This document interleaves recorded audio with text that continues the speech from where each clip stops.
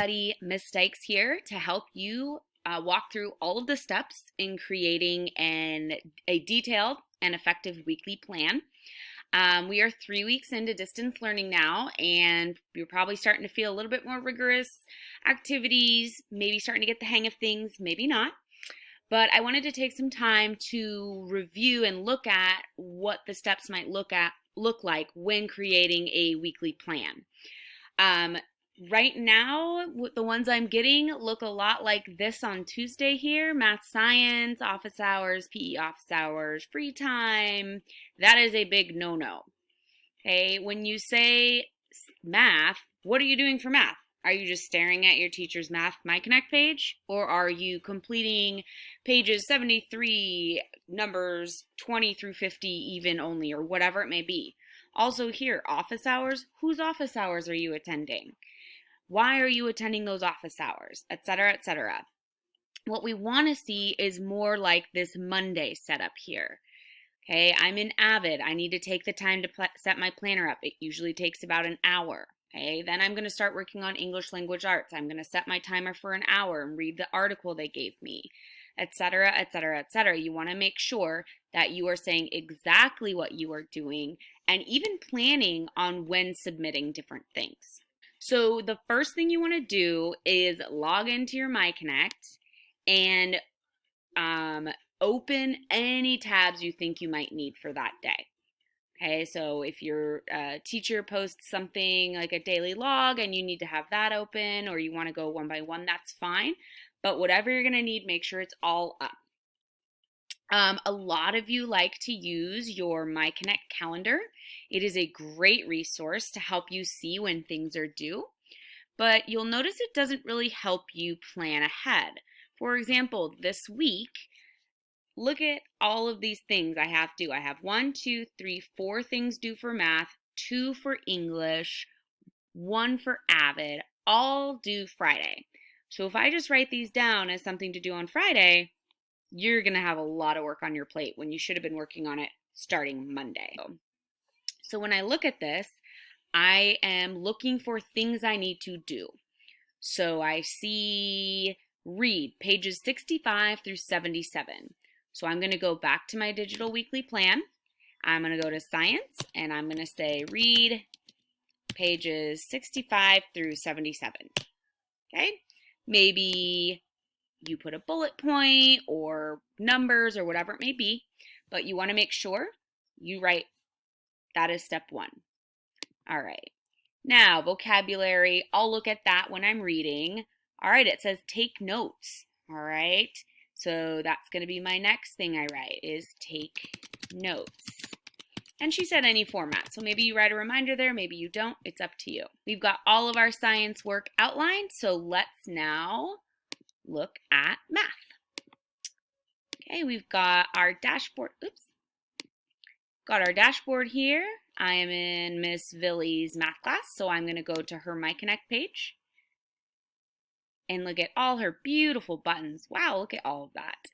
And I'm going to click on distance learning modules. I'm assuming that's where she's going to tell me what I need to do. And this is for the week of April 7th through and 9th, April 21st, 23rd, and here's this week, April 28th and 30th. So, Ms. Villie's video notes, okay, variables on both sides basic, and an exit ticket. It looks like this is a resource, a video to watch.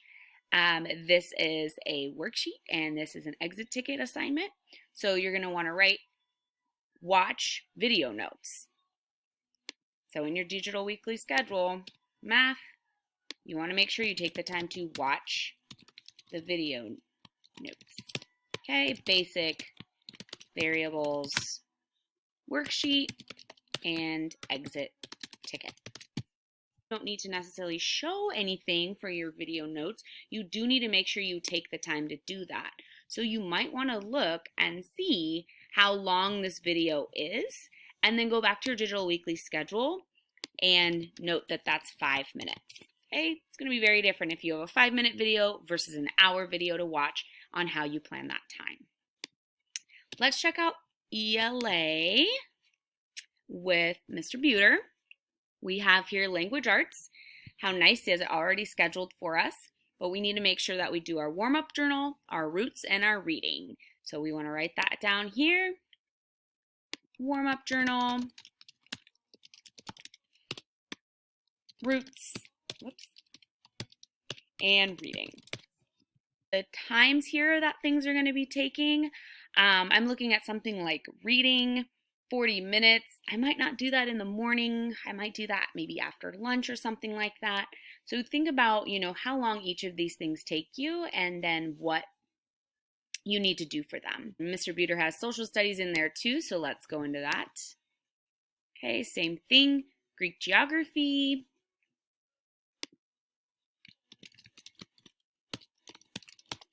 We are understanding the idea here. PE, we need to exercise for 30 minutes. So that's get outside, walk, jump rope, do some push-up, maybe you find a yoga class online, and then log your activity.